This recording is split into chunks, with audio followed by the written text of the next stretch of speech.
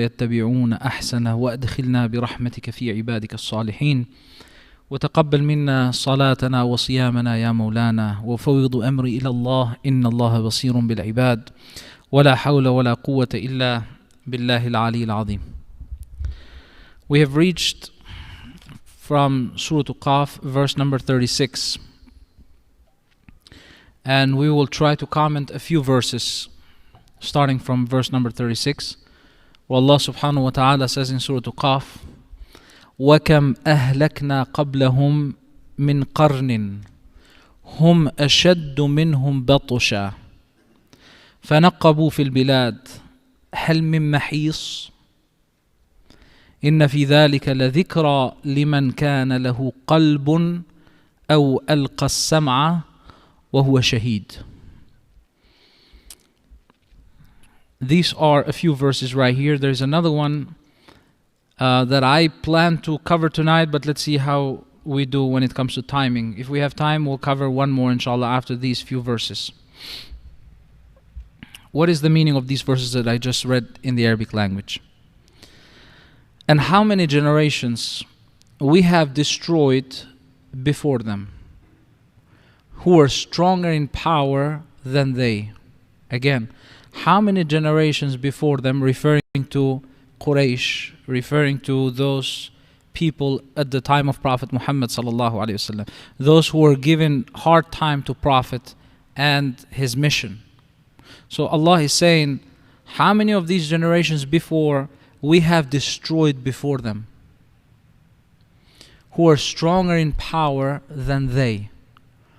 Meaning, those nations who gave hard time to their prophets and to their mission, they did not meet a good end. They met a bad end. So let this be as a reminder for your people as well, because they were mightier than your people.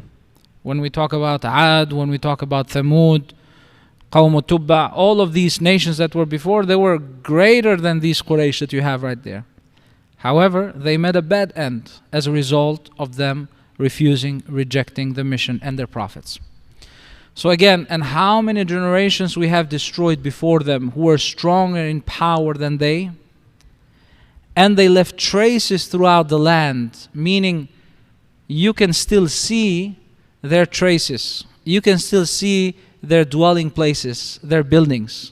You can still see historical facts right in front of you when you travel. You can see that they used to live in these places. And they left traces through the land. Another commentary here is that they traveled through the land seeking provisions through trade and business. So either, two translations here, right?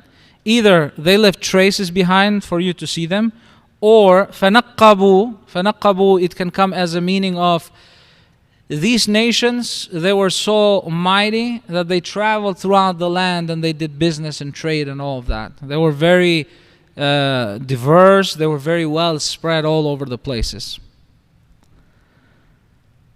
Could they find any place of refuge?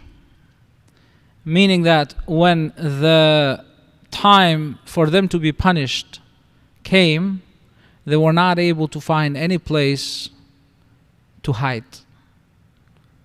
But the punishment took place and destroyed them all. Think about nowadays, people. They're building tunnels. They're building bunkers. Where I'm from, they built over 1 million bunkers during the time of communism. The only country in the world that built so many bunkers.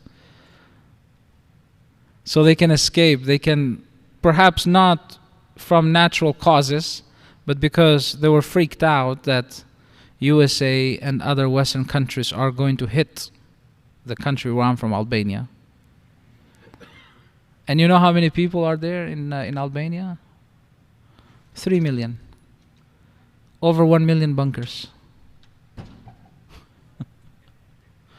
Something crazy, you know.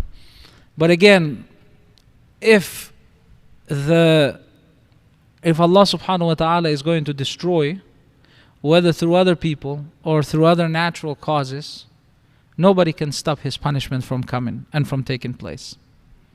So that's what the Quran is saying right here. Hal min mahis? Is there any refuge place where they can go and hide? We see what happened in Indonesia, in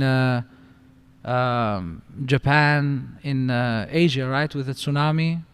It was not a long time ago. How many years ago? About 15 years ago or so? Approximately, right? It was about 2004, I believe, right? It was around 2004. About 16, 17 years ago. It was impossible. Build whatever you want. I mean, it's impossible. If the earthquake is going to happen, you're building tunnels deep inside the earth. Who's going to save you from that earthquake? Who's going to save you from an explosion that can come from inside the earth? You're building something on top of it. Who's going to save you from tons and tons, millions of tons of water that is just coming that way? And even if you get saved, when the earth, like it happened during the time of Nuh alayhi salam, Noah, I mean, water everywhere. How are you going to stay there for years and years? How many years? So again, there is no place that people can find to seek refuge when the punishment of Allah subhanahu wa ta'ala comes. So you cannot deviate that qadar, that destiny that's about to come. Now, when we read these verses from Surah Qāf, it is amazing how these two, referring to the punishments in the hereafter and the one in this world, are mentioned close to each other.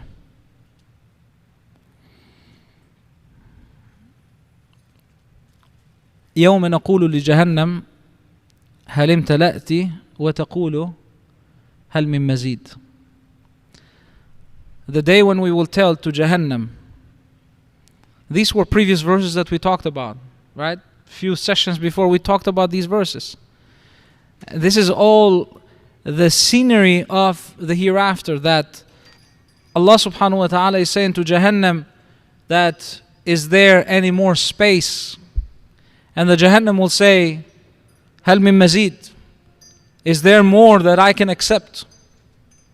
So Allah subhanahu wa ta'ala is drawing for us, follow me right here, I'm doing a connection. Allah is drawing for us a picture of what's going to happen in the hereafter. And right after drawing this picture, He is bringing to us another picture of those nations who were destroyed before, in order for these other nations to take a lesson, to reflect on what happened to them before. Why? What's the connection between the punishment in the hereafter and the punishment in this world? That's a very important question right there. And the connection is very important as well. Just as Allah subhanahu wa ta'ala gives us examples, the way how He retrieves the life in this world, that's how He is also going to retrieve the life in the hereafter. By giving us examples of the seed when it's in the ground, and then all of a sudden it becomes a tree, and then after that it dies, and then out of it another tree can come out. We have a day and then you have a night. The day comes back again after that. You have a person who dies and then you have a person who is born. So it is the process of life that keeps, coming and dying and coming and dying and coming and dying. Why? So we can reflect also about the hereafter, that this is going to take place as well. He is bringing to us these examples in front of our eyes so we can draw a lesson. Similarly, He is giving us examples of these nations in this world as well, after He is giving us examples of the hereafter.